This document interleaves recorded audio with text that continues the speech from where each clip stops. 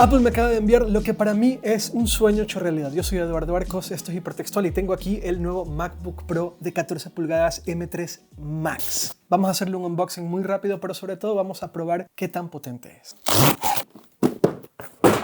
Bien, caja. Es el MacBook Pro M3 Max negro Space Black o negro espacial. Vamos a ver cómo se ve en la realidad. Y lo voy a ver con ustedes. Vamos a reaccionar por primera vez al nuevo color del MacBook Pro de 14 pulgadas. Entonces, MacBook Pro, el cable está a juego con el color del MacBook Pro, instrucciones, pegatinas, Power Brick, adaptador. Vamos con lo importante que es el MacBook Pro. Entonces, wow, sí. Pues MacBook Pro negro espacial es impresionante en color negro, es impresionante y además como es de color negro debe oler distinto. Vamos a ver a qué huele. Primero cuando lo abra va a sonar. Huele a Craig Federighi emocionado. Wow, vale, sí, voy a tener que explicarle a la cámara. Ok, cuando yo hago esto, ahí como que se ve un poco los tonos negros. Pero ¿qué pasa? Yo tengo aquí una luz muy grande y acá arriba tengo otra luz también muy brillante. Entonces todo lo que están viendo ustedes en realidad es el reflejo de las dos luces que tenemos aquí. Ahí se puede notar, se ve muy negro, pero no es porque no hay luz, sino que simplemente es así de negro. Y si lo abro, se van a dar cuenta de lo negro que se ve ahí. Y mágicamente apareció en mi mano otro MacBook Pro, pero este es gris espacial y este es negro. Y aquí se puede ver perfectamente la diferencia entre uno y otro. Si yo los quito de la luz, ahí se puede ver la diferencia que hay entre un color y otro. Es muy notoria, ahí se puede ver, es muy notoria. Es tan negro como el corazón de tu expareja.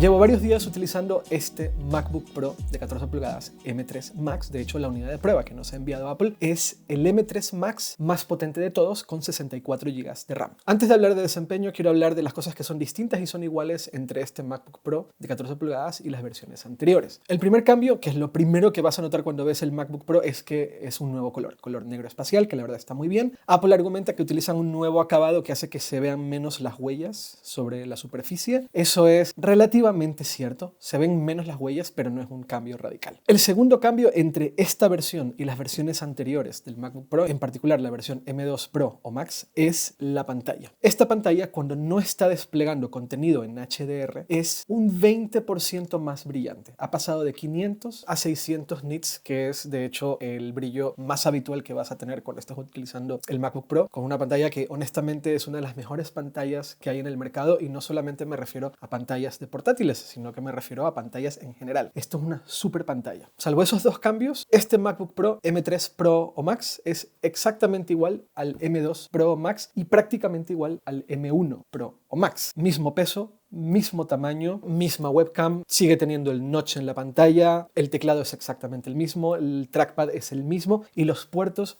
son los mismos. Apple sigue la tradición que empezó con el M2 Pro o Max de que el cargador, el cable del cargador, tiene el mismo color del equipo, del portátil. En este caso, el cargador es negro espacial, igual que esta máquina. Todo lo demás es exactamente igual. De hecho, si yo comprase un MacBook Pro M3 de color plata y lo pongo al lado de un MacBook Pro M1 Pro Max de color plata, no podrías detectar las diferencias. Y tiene sentido, porque yo diría que este es probablemente el mejor portátil profesional que ha diseñado Apple en toda su historia. Yo tengo un MacBook Pro M1 Max y cuando salió el M2 no sentí ninguna necesidad de actualizar, y cuando compré el M1 Max diría que es el equipo de producción que mejor me ha funcionado en los 25 años que llevo utilizando Macs. Es un súper equipo, entonces es normal que Apple no cambie lo que funciona tan bien.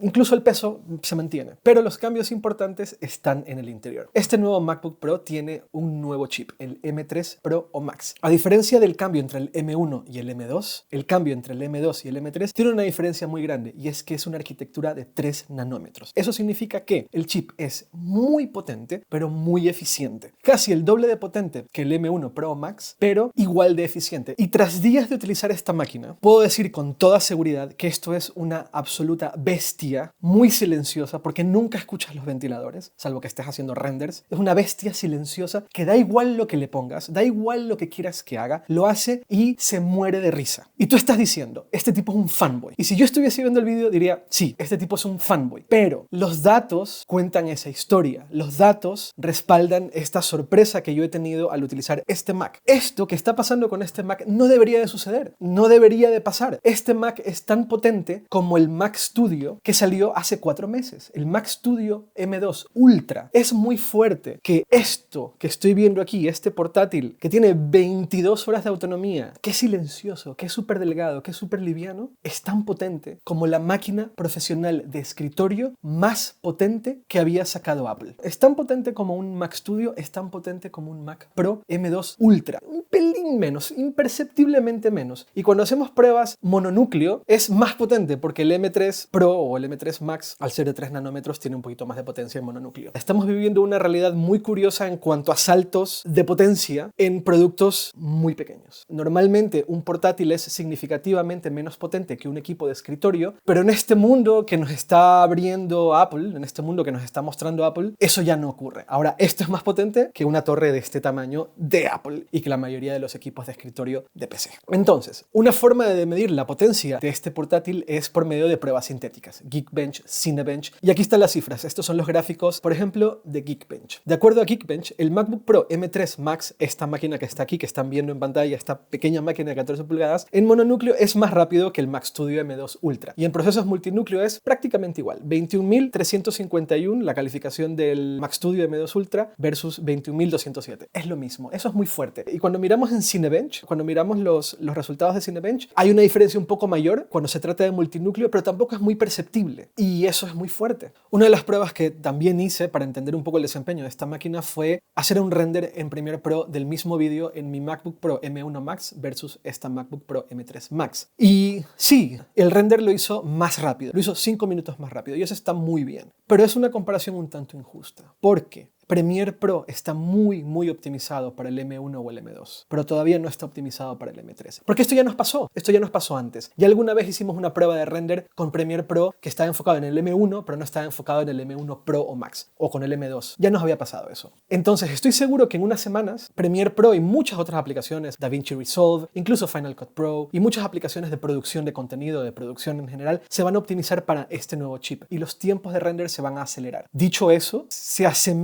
relativamente se asemeja un tanto a los tiempos de render que yo experimenté con el Mac Studio M2 Ultra, que era un poco más rápido que el M1 Max, no el doble de rápido, pero insisto, ese tipo de pruebas solamente cuentan una parte de la historia. La otra parte de la historia, que para mí incluso es mucho más relevante, es en el uso del día a día. Entonces, para mí la mejor forma de ejemplificar lo que Apple está haciendo con los chips M1, M2, M3, Pro, Max, Ultra, lo que tú quieras, y este cambio radical que ocurrió cuando salió el M1 Pro o el M1 Max o el M1 Ultra, recuerdan hace un par de años en que se comparaba el desempeño de un MacBook Pro Intel versus un nuevo MacBook Pro M1 Pro o Max y que eran unos saltos loquísimos, y lo mismo cuando hablábamos de equipos de escritorio, ¿no? El Mac Pro, por ejemplo, Intel es 10 veces o 15 veces más lento que el Mac Pro M2 Ultra e incluso los Mac Studio. Hubo un salto muy loco de velocidad y la mejor forma para mí de concebir ese salto tan grande de velocidad entre los chips Intel y los chips que está diseñando Apple es lo que ocurrió con los coches eléctricos. Cuando los fabricantes de coches eléctricos empezaron a sofisticar sus motores, de repente tenías vehículos que podían acelerar mucho más rápido, pero significativamente más rápido, con coche de gasolina o combustión. Además, sin esfuerzo. Lo podían hacer sin ningún esfuerzo. De hecho, el coche de mayor aceleración en producción del mundo es un coche eléctrico. Y no solamente que es eléctrico, sino que es silencioso y es sumamente eficiente. Los motores eléctricos son extremadamente eficientes. Son mucho más pequeños, tienen muchas menos piezas móviles, entonces son mucho más eficientes. Acá ocurre lo mismo. Tienes uno de los equipos de producción más potentes del mundo, pero son 100% silenciosos. Puedo hacer cosas tan simples como contestar correos y las aplicaciones se abren tan rápido como nos tiene acostumbrado Apple, se abren inmediatamente. Puedo editar una hoja de cálculo sin ningún problema, puedo escribir un texto de una reseña, por ejemplo, y todo eso funciona muy bien con las 22 horas de autonomía que me otorga este Mac. Pero si necesito editar un vídeo, por ejemplo, este vídeo que están viendo ahora, que lo grabamos en 4K a 10 bits, que son 150 megas por segundo en formato MP4, y yo abro este proyecto en Premiere Yo puedo editar sin utilizar proxies. Yo no tengo que utilizar los proxies para poder moverme en la línea de tiempo de Premiere y poder reproducir inmediatamente y cortar, hacer lo que sea con los archivos de alta resolución. Y además que la ventana de vista previa de reproducción en Premiere tú le puedes bajar la calidad si es que la máquina no le da la potencia. En esta máquina yo edito con la vista previa a la máxima calidad en archivos de 10 bits de 4K en MP4. Ni siquiera los tengo que transformar a ProRes, que son archivos mucho menos comprimidos y más fáciles para que la máquina los maneje. De hecho, este chip tiene un componente en el hardware para poder administrar y para poder gestionar archivos ProRes. Es que ni me hace falta. Y eso es muy fuerte. Eso me pasaba únicamente con el Mac Studio. Y claro, las pruebas sintéticas respaldan esta experiencia que estoy teniendo yo de la utilización del producto en las tareas más complejas que requieren mucho poder de procesamiento y en las más simples, como contestar un correo. Y sí, yo me manejo por toda la línea de tiempo en Premiere Pro con estos archivos súper pesados, súper comprimidos y nunca escucho el ventilador.